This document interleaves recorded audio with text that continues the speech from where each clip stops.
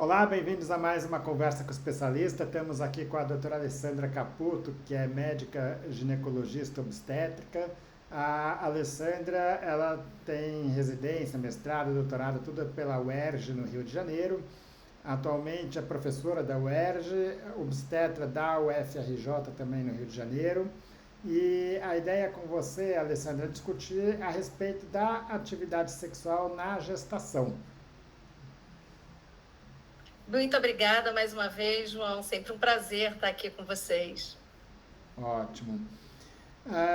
Bom, acho que só como uma introdução. Então, na maior parte das vezes, as relações sexuais elas são seguras na gestação, né? Mas como é que fica o libido da mulher? As mulheres elas têm vontade de ter relação? De que forma que esse libido pode ser afetado pela gestação? Isso é algo absolutamente individual, é a primeira coisa que a gente precisa falar. Tem mulheres que diminuem a libido, sim, durante a gestação, mas a gente vê muitas outras que têm, inclusive, um aumento da sua libido durante a gestação. E como você bem colocou, na maioria absoluta das vezes, as relações sexuais são seguras e não acarretam nenhum tipo de problema na gestação. Mas o que a gente vê normalmente como causas de desconforto para essa mulher? Né? A primeira questão, né, é que isso é habitual e muitas das vezes ele, né, deve-se ao próprio medo, né, essa crença de que a relação sexual possa fazer mal à gestação. Crença essa que muitas vezes vem do parceiro, porque também a gente observa isso. Mulheres que têm o seu desejo sexual, algumas vezes até aumentado, mas que o parceiro tem medo e isso prejudicar de alguma forma a gestação. Então, esse é um ponto que é importante a gente deixar claro, que é seguro. Mas, claro que não é só isso, né? A gente tem questões da própria gestação que podem levar, né, a desconforto. Então, no primeiro trimestre, por exemplo, a gente tem aquele quadro de náuseas, vômitos, mal-estar, uma sonolência maior dessa paciente, né, que fazem com que realmente essa libido esteja diminuída, porque ela está cansada, ela está enjoada, ela não está se sentindo bem. E no terceiro trimestre, né, no outro extremo, no final da gestação, a gente tem um aumento do volume uterino também e que pode levar a desconforto durante essa relação sexual, né, um aumento de dores lombares, de pubalgia, desse peso no baixo ventre, e que muitas vezes podem ser as causas desse desconforto e dessa diminuição da libido. Ótimo. Então, quer dizer, o primeiro ponto aqui é que, de fato, a gestação ela pode afetar de forma bastante variável, né, a libido das mulheres e que isso pode estar associado tanto a causas fisiológicas como a causas, vamos dizer, de crenças e Isso. comportamentos e morais e coisas nesse sentido, né? Sim, Legal. sim. E você falou dos momentos da gestação, então do primeiro trimestre em que os sintomas de enjoo, náusea, vômitos, isso acaba limitando um pouco a libido, né, tirando a libido da paciente, e no final das gestações por questões óbvias aí, mecânicas e de bem-estar, né, que também podem afetar. O segundo trimestre, então, é um momento É um momento talvez. um pouco mais tranquilo, um momento um pouco mais estável. Aproveitando uma coisa importante, que também é uma crença que se tem, aí com relação ao terceiro trimestre, é que a atividade sexual pode desencadear o trabalho de parto. E isso é uma crença absolutamente sem fundamento. É, não vai ser isso que vai desencadear o trabalho de parto, não atrapalha em absolutamente nada, não influencia em absolutamente nada.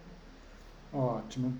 E algum cuidado específico com a relação na gestação, algum cuidado que se deve ter fora do que seria indicado para qualquer outra mulher ou pode tudo, vamos dizer assim? Não, nenhum cuidado, pode tudo, não tem nenhum cuidado especial. Na verdade, precisa algumas vezes de alguns ajustes em função do volume uterino, né? Ajustes Tá. de posição e etc., mas nenhum Mas cuidado é como a especial. pessoa se sente mais confortável, vamos dizer assim. Exatamente. Tá. E cuidados, talvez, acho que é sempre válido lembrar aqui, porque obviamente que a gente está falando em gestação, uma relação estável, tudo isso, mas obviamente que alguns cuidados no sentido de infecções sexualmente Sim, transmitíveis, vamos dizer, isso tanto, sem dúvida. A gente tanto a gestante como o parceiro eventualmente pode ter um comportamento sexual, talvez, vamos dizer, com múltiplos parceiros, coisa assim, e aí tem que ter um cuidado extra. Isso é imprescindível, né? Porque uma infecção sexualmente, infecção sexualmente transmissível, na gravidez a gente tem que lembrar do risco de transmissão vertical. Então, esse cuidado, excelente lembrete, né? Lembrar de relações, evitar, né? Não ter relações desprotegidas, né? Muito cuidado pelo risco de infecções sexualmente transmissíveis. Ótimo. Ah, como que fica a lubrificação durante a gestação? Isso altera, isso no sentido, pode trazer alguma limitação? Essa é uma excelente notícia, né? Porque a lubrificação durante a gestação melhora muito, porque a gente tem um aumento importante de estrogênio, de progesterona, então a lubrificação melhora muito. É uma notícia excelente na gestação. O que muitas vezes a gente vê, na verdade, é no pós-parto. O pós-parto, a gente tem algo que se assemelha um pouco à menopausa, guardando as devidas proporções, claro, mas a gente tem um aumento hormonal muito grande na gestação e quando essa gestação termina, esses hormônios caem de forma muito brusca. Então, nesses primeiros 4 meses pós-parto, a gente observa aí sim um ressecamento, uma atrofia vaginal, que muitas vezes pode incomodar no pós-parto. Então, uma recomendação importante é para o pós-parto o uso de lubrificantes, de hidratantes, né, ou de outras tecnologias que busquem melhorar essa lubrificação vaginal, que vai melhorar. É um período transitório, mas é importante saber que durante um período vai ter, mas durante a gestação melhora muito a lubrificação. Ótimo. Bom, como você falou no começo, a grande maioria das gestantes, a relação sexual é segura, né? Mas existem algumas situações em que isso não é verdade, em que eventualmente ela pode trazer riscos, né?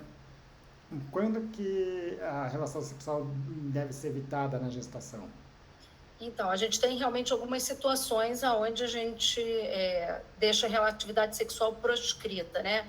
E vale lembrar que aí atividade sexual com penetração, tá? Com penetração vaginal. Isso não vale, por exemplo, para outras práticas sexuais. São quadros em que você tem uma ameaça de abortamento, quadros de placenta prévia, quadros de ameaça de parto prematuro. A gente propõe um repouso pélvico para essa paciente. Então, a gente recomenda que não se tenha relações sexuais com penetração vaginal nessas situações. Pacientes também que têm quadros de incompetência cervical, submetidas ou não à circlagem, também devem ter esse repouso pélvico. Ótimo, ou seja, basicamente são situações que vão ser identificadas pela obstétrica, que é mais no sentido de que se alguém disser que não deve fazer, é que não deve fazer, do que no sentido de falar, não, olha, tem que ter cuidado. Para quem não recebe nenhum aviso em contrário, ela é segura, né? Isso aí, atividade sexual normal. Ótimo. Alessandra, obrigado mais uma vez, acho que foi bem válida a discussão e espero contar com você aqui em outras discussões. Sempre um prazer. Muito obrigada, João. Obrigado mais uma vez.